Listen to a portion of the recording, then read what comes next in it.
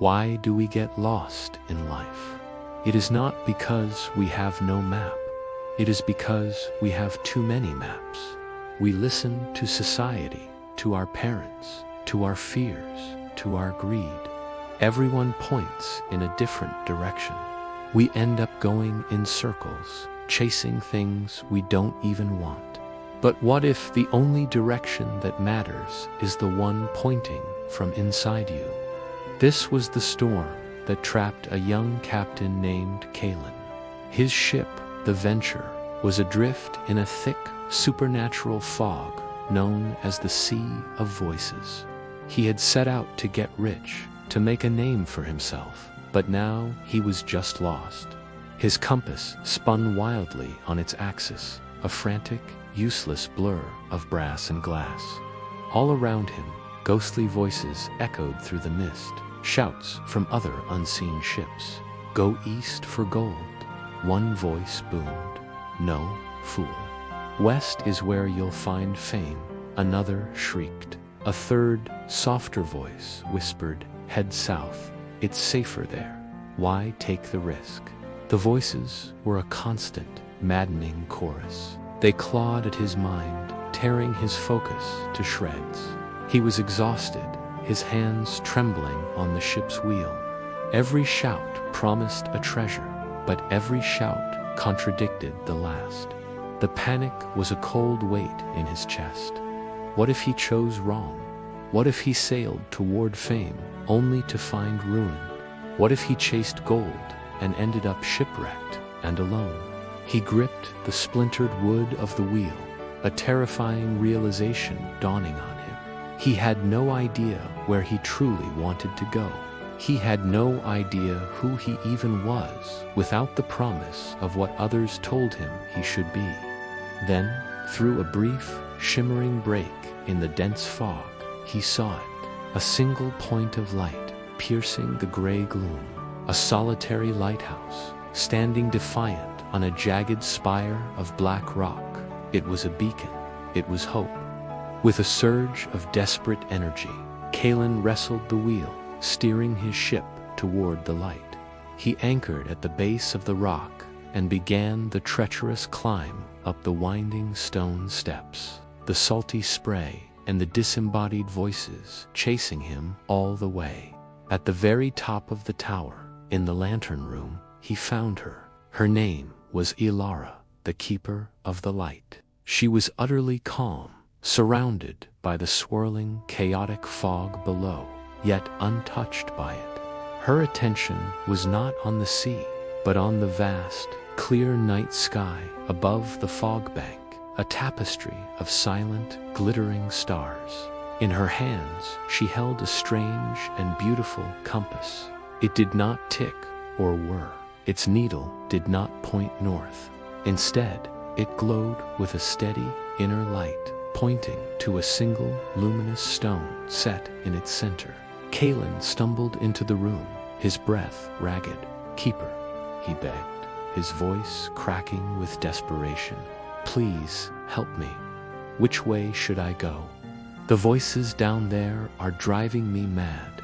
They all point in different directions." Ilara turned from the stars and looked at him, her gaze serene and ancient. She did not seem surprised to see him. "You are lost because you are trying to follow the wind, Captain," she said, her voice as quiet as the starlight. "The wind always changes." She held out her unique compass for him to see. Kaelen stared at it, confused. The needle was unwavering, fixed on the glowing stone at its heart. "This compass," Ilara explained gently, "does not show where the world is. It shows where *I**am. It is attuned to my own heart. It points to my center. Your compass spins because you have not yet decided what you truly value. You want everything the voices offer, and so you go nowhere." Kaelen looked from her compass to his own, which he still clutched in his hand, its needle spinning like a mad dervish. He did not understand, but the gold, the fame, the safety, these are things of value. Ilara shook her head softly, and gestured toward the window, inviting him to look up past the fog. "The voices in the fog," she said, "are the world's expectations. They are loud, they are urgent, and they are confusing. But your values, Captain, your true values, are like the fixed stars above the fog. Integrity, kindness, courage, purpose. They are silent, but they never move. They have been there for millennia and will be there for millennia more. To find your way, you must stop listening to the noise below and start navigating by your own stars." The words struck Kaelen with the force of a physical blow, a bolt of lightning in his mind. He looked down at his own spinning compass, and for the first time, he saw it not as a broken tool, but as a perfect mirror of his own soul. It spun because he was spinning. He had no conviction, no core. He had been a puppet, dancing to the strings of external approval, of greed, of fear.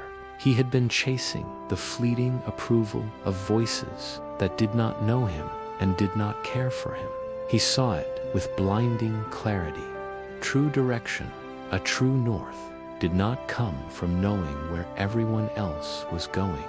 It came from knowing, with unshakable certainty, what he stood for. A profound calm washed over him, extinguishing the fire of his panic. He felt a moment of pure, unburdened clarity. He thanked the keeper, his voice low but steady, and descended the tower. He returned to his ship. The fog was still there, thick and imposing. The voices still shouted their conflicting demands. But something in Kaelen had changed. He did not fight the noise. He did not curse the fog. He simply closed his eyes. He took a single deep breath, and he focused inward, searching for his stars. He didn't need to find all of them at once, just one. He chose one, integrity, to be true to his word and his path. He opened his eyes and looked at his compass. The needle shivered, it slowed, and then, with a quiet click, it stopped spinning. It pointed steadily, confidently, in a single direction. It was not north or east or west. It was his direction. With a small, sure smile, Kaelen gripped the wheel. He turned the bow of his ship and sailed confidently into the fog. He was no longer lost. He was no longer afraid, because for the first time in his life, he was finally following his own true north. Thank you for watching. The moral of this story is that when we try to navigate life by following the conflicting voices of the world, we will always be lost. True direction comes from within, by defining our own core values and using them as a steady compass to guide our decisions, regardless of the fog around us.